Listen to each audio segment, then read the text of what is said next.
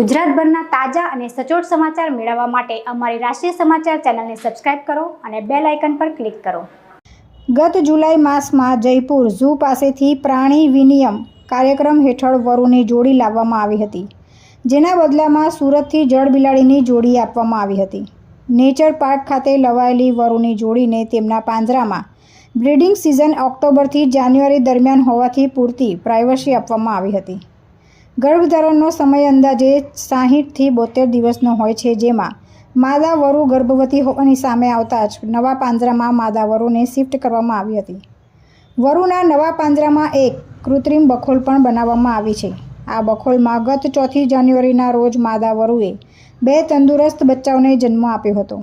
હાલ આ બચ્ચાઓની આંખો ખુલી ગઈ હોવાનું કહેતા હિનાબેને ઉમેર્યું કે જેવી કે માદા વરુ પોતાના બચ્ચાઓને લઈને બખોલમાંથી બહાર આવશે ત્યારે લોકો તેને જોઈ શકશે।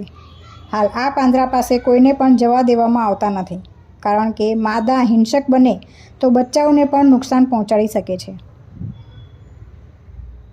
તુલસી શર્મા સાથે રાષ્ટ્રીય સમાચાર, સુરત।